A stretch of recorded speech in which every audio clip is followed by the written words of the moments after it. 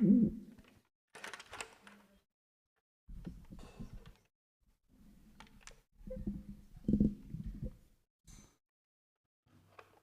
Radha Madhava Kunja Bihari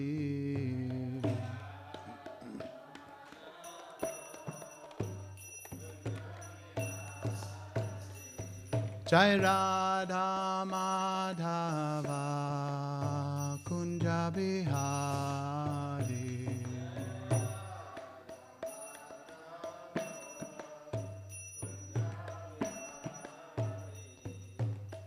Gopichana Vallabha Girivardhari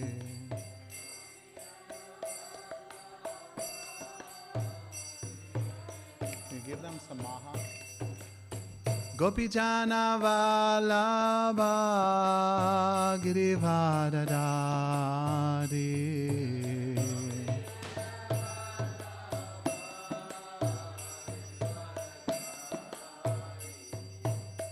Yashodanandana Brajajana Ranjana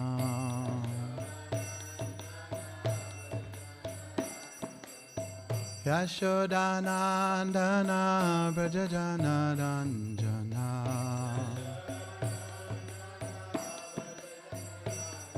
Oh Yashodanandana Brajajana Ranjana Jamuna Tira Vanachari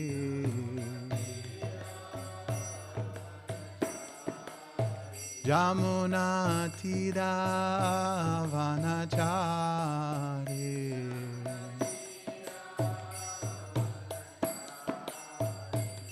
Jai Radha Madhava Kunja Bihari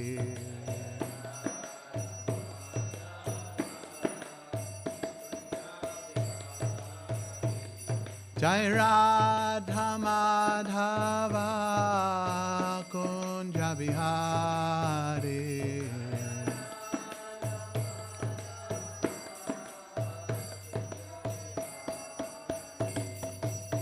Gopichana Vallabha Girivardhari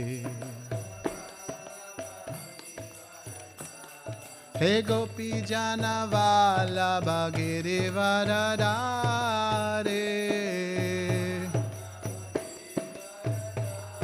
Oh Yashodanandana Brajajana Ranjana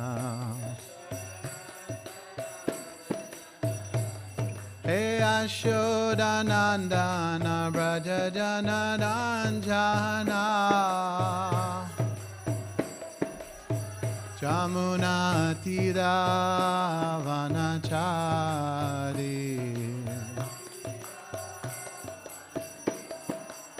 Jamuna Tira Vanachari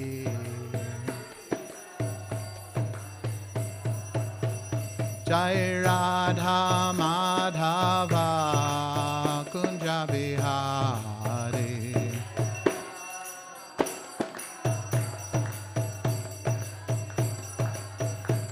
Jai Radha Madhava Kunja Bihari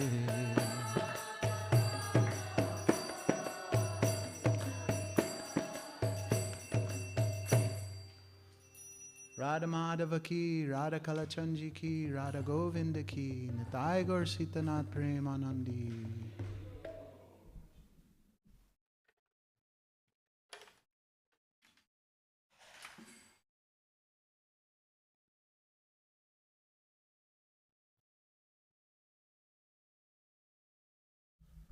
Om Namo Bhagavate Vasudevaya.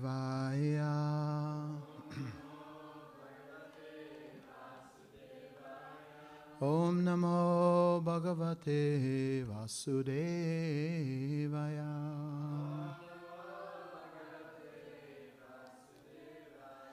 Om Namo Bhagavate Vasudevaya.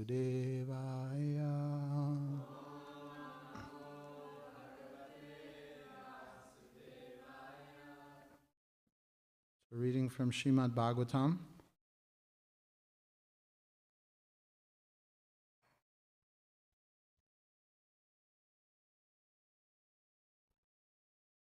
Canto 4, chapter 28. What's the verse or verses? In chapter 28.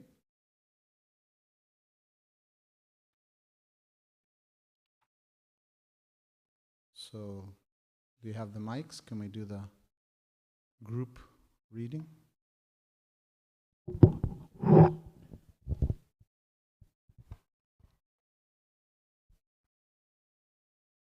King Paranjana gave up his body while remembering his wife, and consequently in his next life he became a very beautiful and well-situated woman.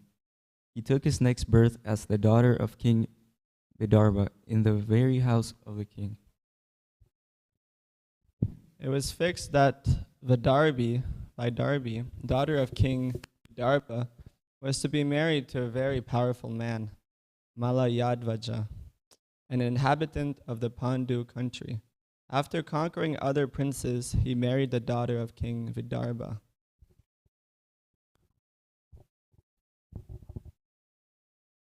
King Malayadvaja fathered one daughter who had very black eyes. He also had 7 sons who later became the rulers of the tract of the land known as Dravida. Thus there were 7 kings in that land. My dear King Prachinavarhishat, the sons of Malayadvaja gave birth to many thousands and thousands of sons, and all of these have been protecting the entire world up to the end of Manu's lifespan and even afterward.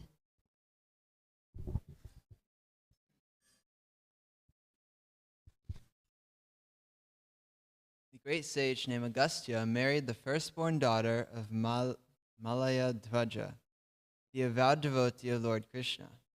From her, one son was born, whose name was Dridhachuta, and from him another son was born, whose name was Idmaha.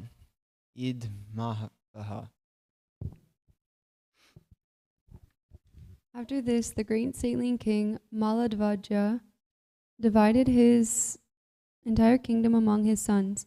Then, in order to worship Lord Krishna with full attention, he went to a solitary place known as Kulachala.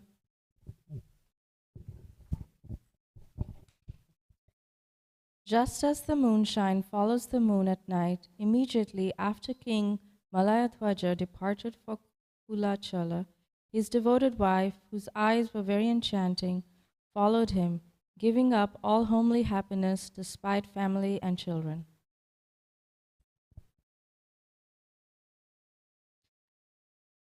In the province of Kulachala, there were rivers named Chandravasa, Tamraparni, and Patudaka.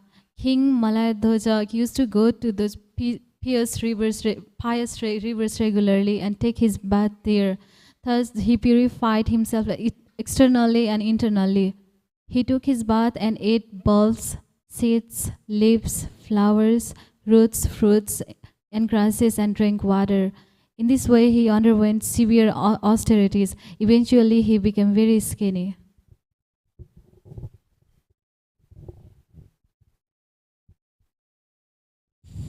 Through austerity, King Malayadvaja in body and mind gradually became equal to the dualities of cold and heat, happiness and distress, wind and rain, hunger and thirst, the pleasant and the unpleasant. In this way, he conquered all relativities.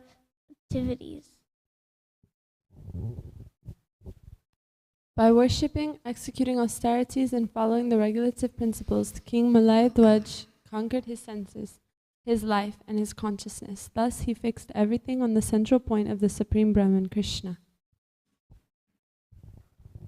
In this way, he stayed immovable in one place for 100 years by calculation of the demigods. After this time, he developed pure devotional attraction for Krishna, the Supreme Personality of Godhead, and remained fixed in that position.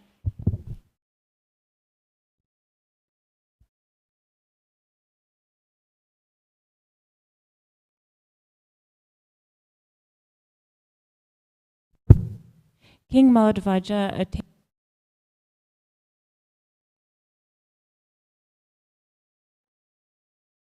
Is this the... Okay.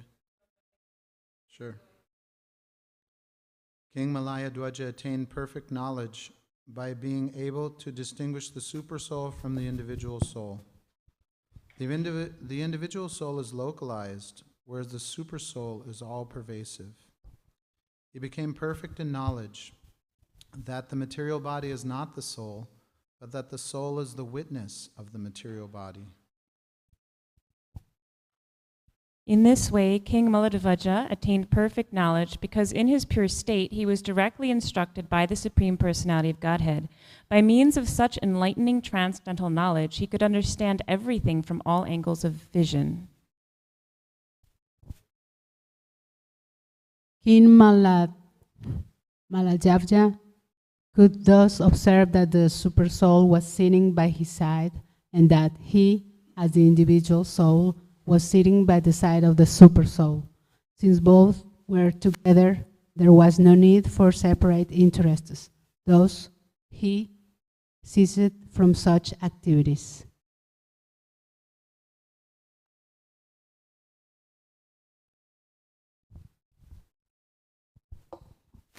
The daughter of King Vidarbha accepted her husband, all in all, as the supreme. She gave up all sensual enjoyment and in complete renunciation followed the principles of her husband, who was so advanced. Thus she remained engaged in his service. The daughter of King Vidarbha wore old garments, and she was lean and thin because of her oaths of austerity. Since she did not arrange her hair, it became entangled and twisted in locks. Although she remained always near her husband, she was as silent and unagitated as the flame of an undisturbed fire.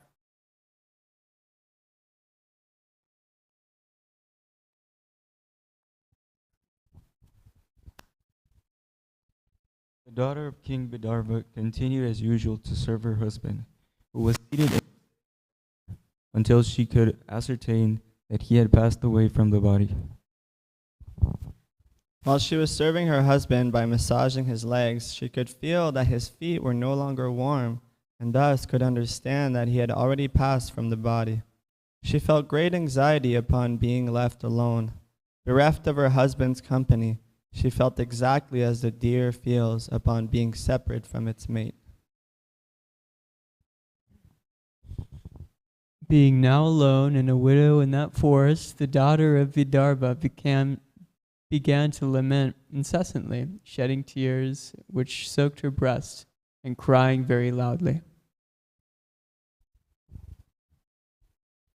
O best of kings, please get up, get up. Just see this world surrounded by water and infested with rogues and so-called kings. This world is very much afraid, and it is your duty to protect her. That most obedient wife thus fell down at the feet of her dead husband and began to cry pitifully in that solitary forest. Thus tears rolled down from her eyes. She then prepared a blazing fire with firewood and placed the dead body of her husband upon it. When this was finished, she lamented severely and prepared herself to perish in the fire with her husband. And which verse do we go back to? The first one?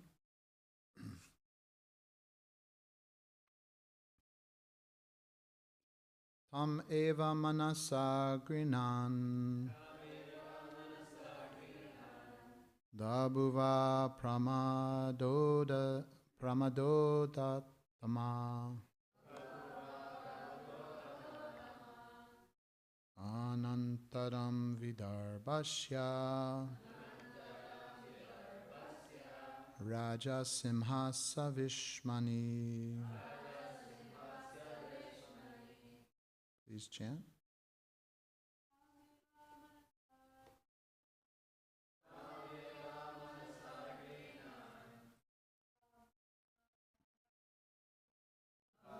Thank you.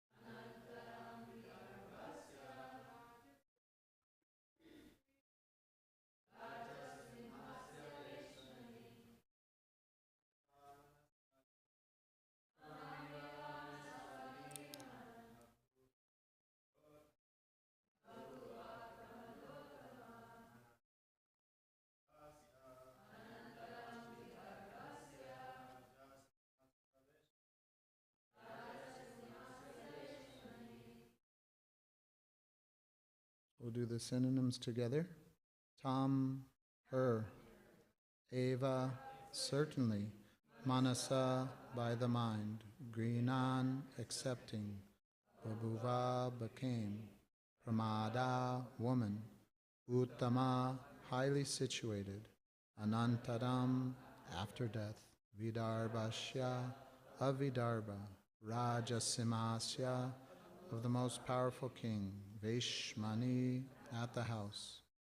So translation and purport by His Divine Grace, Srila A.C. Bhaktivedanta Swami, Srila Prabhupada Ki. King Puranjana gave up his body while remembering his wife, and consequently in his next life he became a very beautiful and well-situated woman. He took his next birth as the daughter of King Vidarbha in the very house of the king. Purport. Since King Puranjana thought of his wife at the time of death, he attained the body of a woman in his next birth. This verifies the following verse in Bhagavad Gita 8:6. Yam yam vapi smadam bhavam tyajate ante kalevaram tam taimavante konteya sadatad bhava bhavitaha. Whatever state of being one remembers when he quits his body, that state he will attain without fail. When a living entity is accustomed to think of a particular subject matter or become absorbed in a certain type of thought, he will think of that subject at the time of death. At the time of death, one will think of the subject that has occupied his life while he was awake, lightly sleeping or dreaming, or while he was deeply sleeping. After falling from the association of the Supreme Lord, the living entity thus transmigrates from one body form to another according to nature's course, until he finally attains the human form. If he is absorbed in material thoughts and ignorant of spiritual life, and if he does not take shelter under the lotus feet of the Supreme Personality of Godhead Govinda, who solves all questions of birth and death, he will become a woman in the next life, especially if he thinks of his wife. As stated in Srimad Bhagavatam 3:31:1, Karmana Daivanetrena. A living entity acts piously and impiously, and sometimes in both ways. All actions are taken into account, and the living entity is offered a new body by his superiors. Although King Puranjana was overly attached to his wife, he nonetheless performed many pious, fruitive activities. Consequently, although he took the form of a woman, he was given a chance to be the daughter of a powerful king, as confirmed in the Bhagavad Gita 6:41. Prapya punya kritam lokan ushitva shashvati samaha suchinam shrimatam gehe yoga brashto bijayate. The unsuccessful yogi, after many, many years of enjoyment on the planets of the pious living entities, is born into a family of righteous people or into a family of rich aristocracy. If a person falls from the path of bhakti yoga, God realization, due to attachment to fruitive activity, philosophical speculation, or mystic yoga, he is given a chance to take birth in a high and rich family. The higher authorities appointed by the Supreme Personality of Godhead thus render justice to the living entity, according to the living entity's desires. Although King Puranjana was overly absorbed in thoughts of his wife and thus became a woman, he took birth in the family of a king due to his previous pious activities. The conclusion is that all our activities are taken into consideration before we are awarded another body. Narada Muni therefore advised Vyasadeva that one should take to Krishna consciousness, devotional service, and abandon all ordinary occupational duties. This advice was also given by Lord Krishna himself. Although a devotee may fall from the path of spiritual consciousness, he will nonetheless attain a human body in the home of a devotee or a rich man. In this way, one can resume his devotional service. Om Agyan Timirandasya Gyananjana Shalakaya Chakshurun Militam Jena Tasmai Shri Gurave Namaha Shri Chaitanya Manobishtam Stapitam Yena Bhutale Swayam Rupa Kadamayam Dadati Swapadantikam Vandeham Shri Guru Shri Yuta Parakamalam Shri Gurun Vaishnavamscha Shri Rupam Sagajatam Sahagana Raghunatanvitam Tam Sajivam Sadvetam Savadutam Parijana Sahitam Krishna Chaitanya Devam Shri Radha Krishna Padan Sahagana Lalita Shri Vishakanvitamscha He Krishna Karuna Sindhu Dinabandho Jagatpate Gopesha Gopika Kanta Radha Kanta Namostute Tapta Kanchana Gaurangi Radhe Vrindavaneshwari Vrishabhanu Sute Devi Pranamami Hari Priye Vanchakalpatarubhyascha kripa sindhubhyeva cha patitanam pavanebhyo vaishnavebhyo namo namaha. Jai Shri Krishna Chaitanya Prabhu Nityananda Shri Advaita Gadadhar Shivasadi Gaura Bhakta Brinda. Hare Krishna Krishna Krishna Hare Hare Hare Rama Rama Rama Hare Hare. King Puranjana gave up his body while remembering his wife, and consequently in his next life he became a very beautiful and well-situated woman. He took his next birth as the daughter of King Vidarbha in the very house of the king. So thank you for this opportunity to be in your association in Bhagavatam class. And thank you all for your enthusiastic participation in the morning program. That's very enlivening. So this is a super elaborate allegorical explanation, right? I mean, like names of the rivers, names of sons and daughters, and everything was all like so detailed. It struck me that Narada Muni's giving the allegorical story, right? How well thought out his desire is to get the point across, right? The main point is that he wants to give Krishna consciousness to Puranjana. So he has this whole scheme, and that's what, the duty of a devotee is to scheme or like see according to time, place, and circumstance. Ultimately, how to be an instrument of Krishna's mercy for others, right? The whole mission of Srila Prabhupada is to share that we're not the body. that we're the soul, and that we have an intimate, loving relationship with the Supreme Soul, with Krishna. So that angle may take on this whole elaborate allegorical explanation. It may take on a Krishna house model. It may take on a straightforward presentation. You know, everything is according to what's the best for the souls, the people that in general and individually. Just like I heard Devamrita Swami once say, whenever a devotee approaches me and they're wanting to talk with me, I immediately start praying, may Krishna be the center of this exchange. And so when we have these exchanges with advanced souls, like what comes to mind is Giriraj Swami is so sincerely wanting to be the instrument of Krishna's mercy that basically he's almost like Paramatma, right? There's certain past experiences I've had where my wife wanted to speak to him, whether before we were living here, she wanted to get his advice and blessings.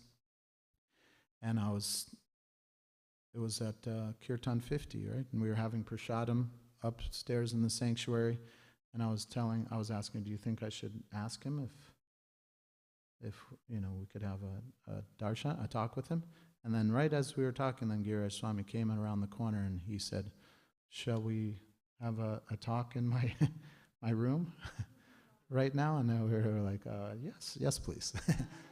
So we see that, the more sincere the devotee is, the more they're an agent of Krishna's mercy, which is what Narada Muni is eternally doing. He doesn't even go back. I mean, in one sense, they say that he doesn't. It's not like he's wanting to go back to the spiritual world. He's fine, eternally, the eternal preacher, the eternal spaceman. In the early days, they called him the eternal spaceman. And the hippie people thought, wow, that's far out, that's cool. I mean, it is. So he would go, and he's eternally going, and he just shows up in all these circumstances right at the right time. And what for? To increase people's Krishna consciousness. So here we're hearing how the exact consciousness at the exact moment of death determines our next birth, and how everything adds up. It's not just, black and white, so to speak, but according to the exact, this is if you're not a devotee, according to the exact amount of pious activities and impious activities and the consciousness that you've accumulated, that will give you your exact circumstance in your next life, whether you're a man, a woman, a pious man, an impious woman, or whatever. The whole mixture is according to what we do in this life.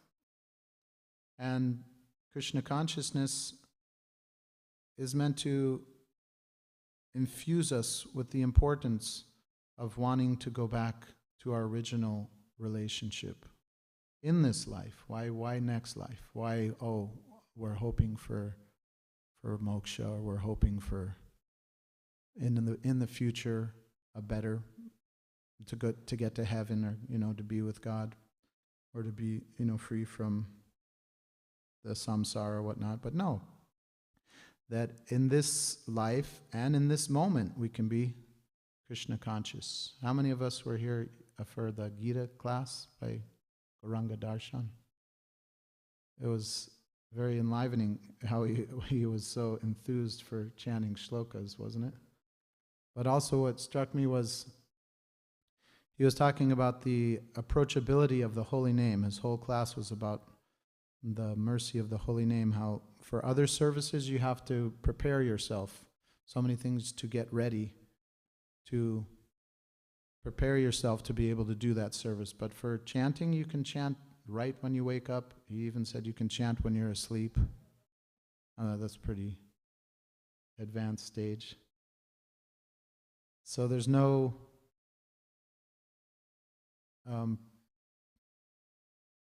process, there's nothing you have to do to prepare yourself to chant the holy name. You can immediately. And according to the sincerity of your desire to want to be with Krishna, then Krishna wants to be with us. Even like it's said in the earlier part of the Bhagavatam that Krishna wants us to go back to Godhead more than we could ever desire. And that most of us don't want to go back. So in the same vein that Krishna wants to be with us more than we want to be with him, so that when he sees just a little bit of the soul, for whatever circumstance, he doesn't care, then they chant. It's just like we may be inattentive for one mantra or one holy name while we're chanting, right? But the next exact moment, we have the great unlimited opportunity to become more sincere. So we can, and in the span of life, we may be spaced out and turning our face away from Krishna for so many moments or so many years, ages. But at that exact moment when we turn to Krishna with sincerity, even if it's for a less of a spiritual purpose, less like in the Bhagavad Gita it says that 4 kinds of people approach Krishna: those that are in distress, those that are in need of money, those that are inquisitive, those that want to know the absolute truth. So they're considered pious, right? But whatever the circumstance is, Krishna's eagerly wanting to reciprocate. We approach Krishna, Krishna is ready to reciprocate. As those approach me, I reciprocate with them accordingly, and that everyone follows my path in all respects. And Krishna is super playful and charming and all, as I say, the meaning, all attractive, and ready to reciprocate. Rasa Bihari, Rasa Raj, the king of loving exchanges. And so it's just meant for us how often, how consistently, and that'll determine our life's experience in devotional reciprocation with Krishna. According to how we want Krishna, Krishna gives himself to us. It's not, sometimes they say with Krishna's unlimited hands, how much can we hold with our 2 hands? Krishna wants to inundate. I say this every time I give a class, that the saints of all traditions, why do they fall unconscious when they're in high levels of ecstasy? Because the body can't contain the happiness that comes from the loving reciprocation with Krishna. So from Krishna's side, he wants to inundate us with his service, his love, his pleasurable, spiritual pleasurable experiences. From our side, we have to open up, by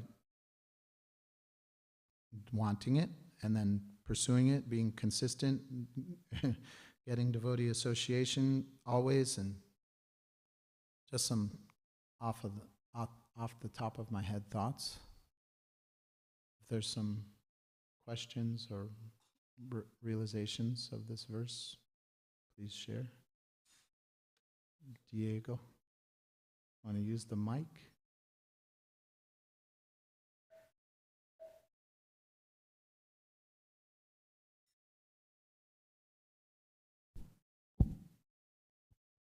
So there's 2 ways of attaining your next body, or is it both at the same time? Like, is it the last thought, or is it like the accumulation of like all your deeds, or sort of both?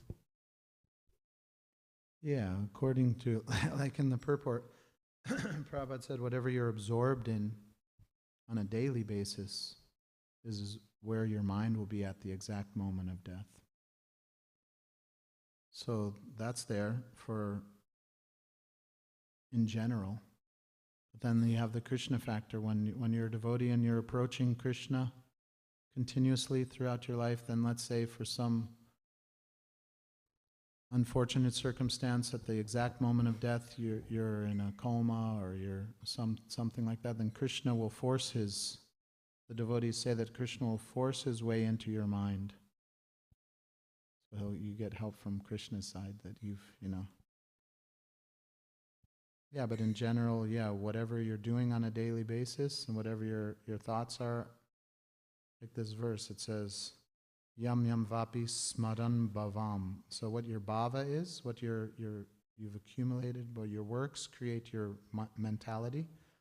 And that'll be what's generally, sometimes as explained at the moment of death, everything like flashes before your mind. And if you've been in a Rath Yatra and you've seen Lord Jagannath, so it'll stick on the form of Jagannath's beautiful smiling face.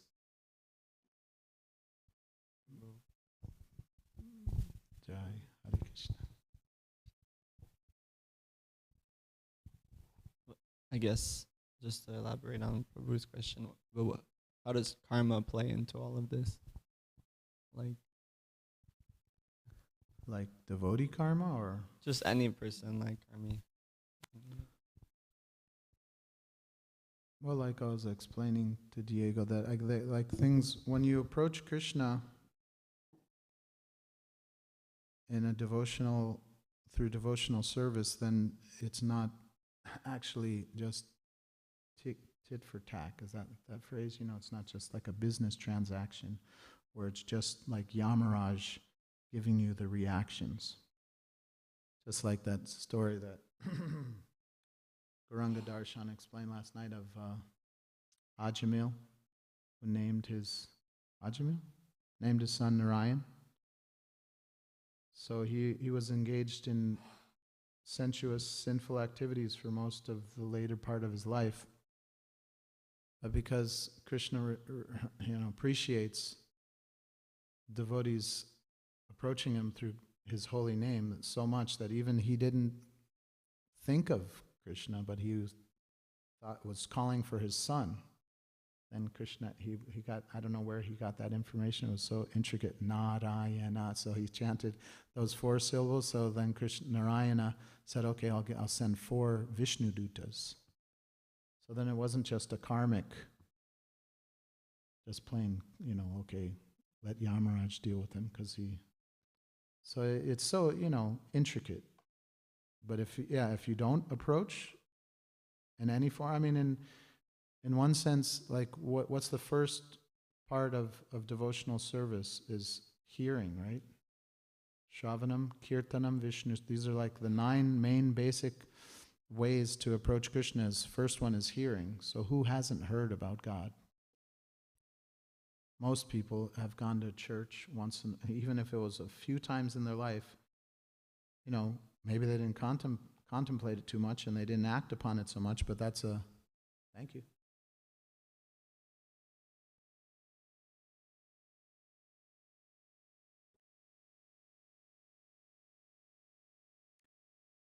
So even if they've heard, that's taken into account. Krishna's like I'm saying, he's ready to reciprocate. So, this person listened to came to a Hare Krishna temple, listened to a Bhagavad Gita class. That's somewhere in their system. So then it's not exactly just karmic.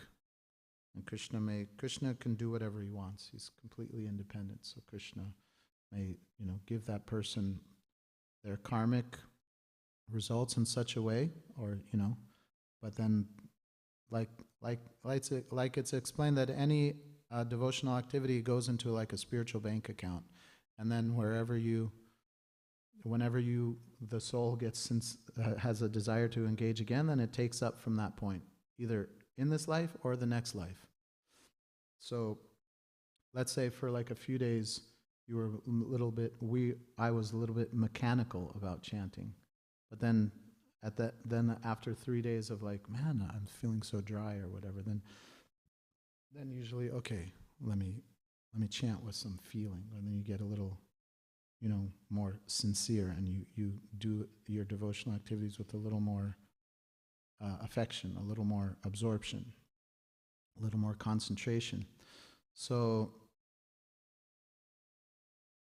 that being said, then Krishna reciprocates, with that. And then it's, so everybody, yeah, it's a mixed, it's a hard thing to kind of like, no need to worry about how, okay, well, what about, this reaction, will I come? Like when I was reading this verse, I was like, okay, yeah, okay. In one sense, you think, okay, I don't want to come back. I don't want to come back as a man. I don't want to come back as a woman. I just don't want to come back, right? So then we want to get absorbed in spiritual life so that, Krishna will take us back to the spiritual world. But then on the other side, it was like, oh, okay, well, all those things that he did do right, then he was situated in a position to further his devotional opportunities. So that's, the positive side of this circumstance. Okay, you came back, you missed the goal, so to speak, of going back to Godhead, but whatever devotional activities were there are still there, and it's just waiting for you to, take up. I don't know if this exactly answers your question, but Prabhupada Priya?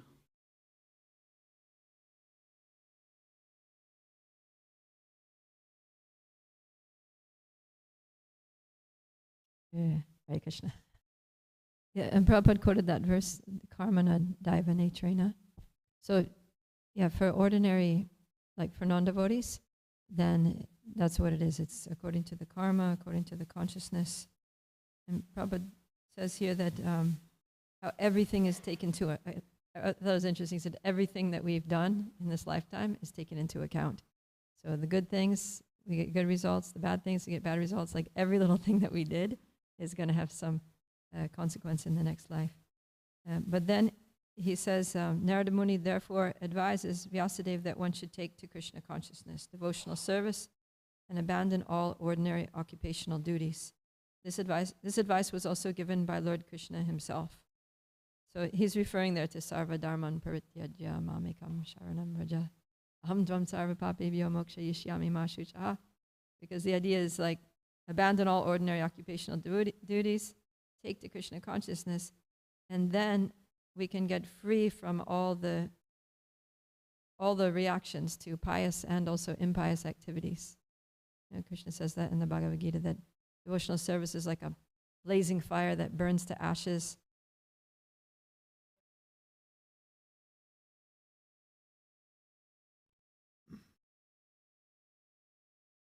Devotional service burns to ashes the results of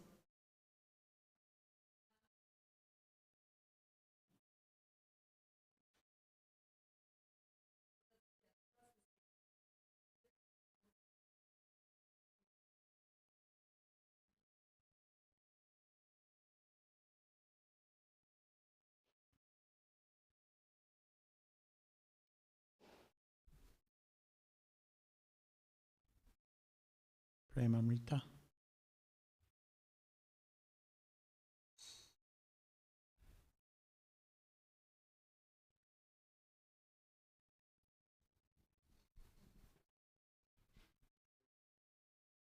I'll use this.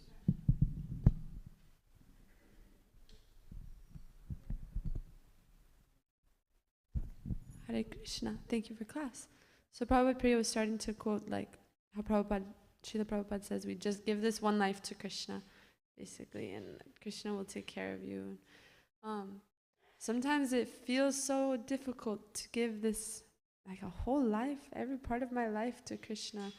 I don't know, it can sometimes be discouraging. Like I feel like I've been practicing for a couple years, I'm living in the ashram, but still my mind is like a complete karmi. Like I don't understand, So I guess, there's the patience and enthusiasm and confidence aspect that we just have to know that eventually it's going to work out, but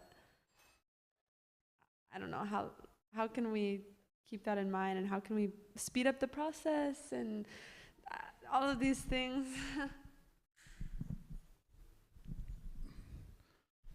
Well, a lot of things came to mind, but there's this one saying that Bhaktivinoda Thakur says, when all attempts at spiritual advancement seem like they're not being fast enough or coming, just go sit with the devotees. Like you guys are sitting here, what's going to happen if you just, you just come into the temple, you're just fatigued, materially, spiritually, whatever it is, you just sit. What's going to happen? These Madhajis, these Prabhujis they're going to make you dance. They're going to ask you to sing. They're going to ask you to give the class. Because I told Jujuma, I don't even know what religion I haven't sat here for so long. I don't even know what religion I'm in anymore now. But if you sit with the devotees, they're going to come take prasad. Let's do service together. It's in one sense, yeah, I hear what you're saying. But in another sense, just don't think about a whole life. Even if there's so many examples of devotees that just did some devotional service once. Not that, we think, we bank on that and be like, hey, okay, now we can coast.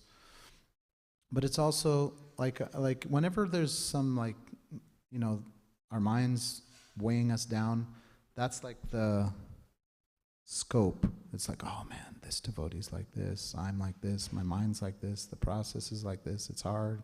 And then when you're in a good kirtan, you think, oh man, it's the prasadam so good that it's whatever the filter might be at the time is what kind of we project for the future also. So yeah, take it easy. I mean, realize maybe at those times you can have a card or something that says all those ecstasies you've experienced. Just write down a few, that time when I was in this kirtan, that time when I had a heart-to-heart with this person, that time when I was, in the flow, so to speak, or whatever. And you look at the list, it'll go much more than all the heavy times. This person was heavy, my mind is heavy, I wasn't feeling it. Okay, that's it's a much shorter list. So yeah, why do we have to? Okay, dedicate this life, but sure, yeah, go just. Okay, this mantra, this plate of prasadam, dedicate. That's what's so she's we were saying, okay, if you take prasadam, right, if you see Lord Jagannath, you're liberated. Okay, now we have to stay liberated. That's maybe a harder part, but just keep seeing him. So yeah, it's our mind, gets in the way of the natural pleasure of the soul a lot of times, for sure. I feel you. Me too. You can't come close. I like that. Let's see if this works. Hare Krishna. I just had a small thought on Pramrita's point, and then I had a question too. I was thinking yeah, it does sound intimidating, give your whole life to Krishna. But then again, your whole life could just be another day, you could just live one more day, and then you've given your whole life to Krishna, So, it may seem so intimidating, but we really don't know how long we're here for. So we just have to take it day by day. Like you were saying, one mantra at a time, one plate of prasadam at a time. Because your whole life could just be another hour, Night. See you later. No, and then I guess I really liked your point about how the sincerity, your degree of sincerity is your ability, is directly correlating to your ability to be an agent of Krishna, like Giraj Swami you mentioned, and Narada Muni here is to think the task of making up a fake story to this detail is kind of crazy to think about. So I guess I'm just wondering how do we build up this sincerity? How do we, I don't know, I guess of course naturally, but sometimes it doesn't feel like We're always getting more and more sincere and stuff. I think just like I was saying, like each mantra, each beat is another chant. Why each beat? Each name, right? Like say the first half of the mantra you were thinking of something you didn't want to be thinking of, then you got the second half. You know, where from wherever the mind wanders due to its flickering and unsteady nature, bring it back under the, so, okay, whenever we feel, oh, you know what? I can, like Vaisheshika Prabhu's thing, always better service. We can always, that's the eternal reality of the soul and Krishna's reciprocation, is that this, we're thinking, can I do this more qualitatively? Can I please Krishna more? How can I please you more? That's sincerity, right? Bottom line. So that's an eternal desire of the soul. So that's a moment to moment, you know, refining of our loving offerings. So that's one way, is that okay, we felt, you know, a little not so sincere in our words with another person, we can go back to them. Say, actually, I wanted to say this. Or we did an offering to Krishna. Like sometimes with my wife, I may do things that it's not my highest nature. And I think, you know, I'm going to make it, I used to say this when we first got married, I'll make it up to you in eternity. I mean, that might be, from her, is like, what the hell eternity? What about tomorrow? No, but I mean to say is that that's also an awesome reality, is that we have the next moment eternally. We have another opportunity to do an artik to offer Krishna prasadam, to cook for Krishna, make it, oh, let me get these ingredients, or, you know, ask this devotee to help, you know, refine this consciousness. That'll be forever, like, you know. And then association, like it's a principle of devotional life to associate with more advanced devotees. So those devotees that we can perceive are sincerely offering devotional service at a higher, more loving level, get their association, serve them, and it'll rub off on us.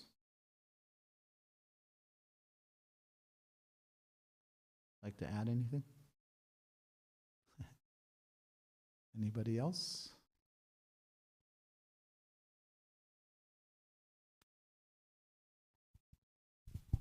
So, how like do you at the same time stay humble without like putting yourself down in a way, you know, because like, you know, kind of like you do put yourself down, but I don't know, like you shouldn't, you know, like you should like also love your No, you phrased it perfectly. I think there's this phrase that, I don't know who came up with it, but humility means that you don't think less of yourself, but you think of yourself less. So, in the sense that you want to give your best to Krishna, but you're also, within your heart, you know that, okay, even my best is coming from your best. Like Krishna, if you give me the words, I can speak about you. If you give me the intelligence, then I can understand you. If you give me the energy, I can do service for you. You know, it's like with humility isn't like something we have to work toward. It's just a reality. like in the ultimate understanding, humility is the true nature of the soul. It's not an artificial like quality we have to work towards.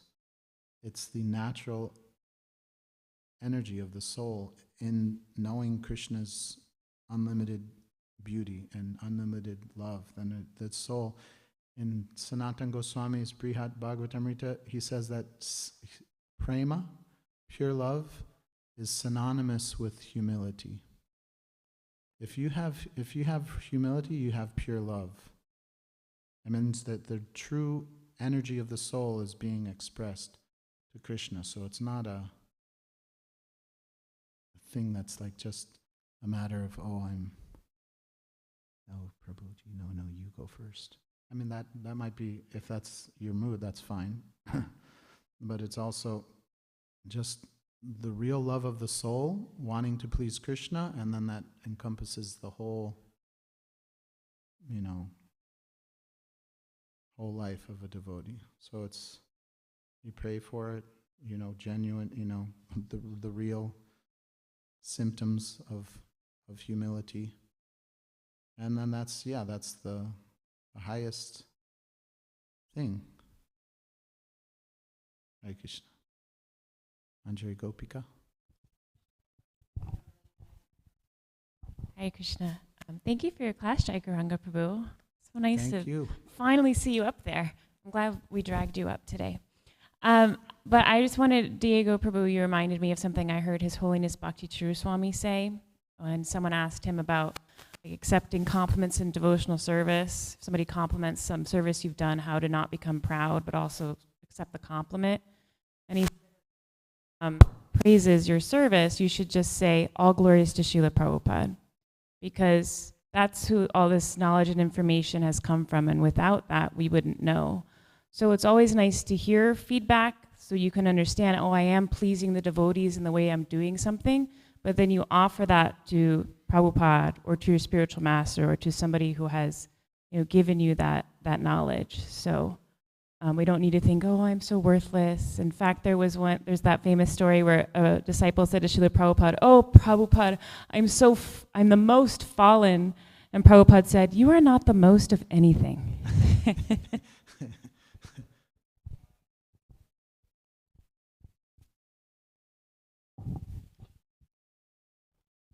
Anybody else? Prabhupada Priya? I just want to thank you, Jai Gauranga Prabhu, for being heroic and stepping in at the drop of a hat to give a class, and I think you did a great job. The love of these devotees. I thank you. I guess you started the love parampara program. Hare Krishna.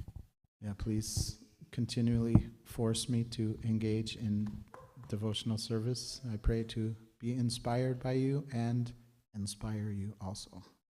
Shrimad Bhagavatam ki, Lord Premanandi, Srila Prabhupada ki.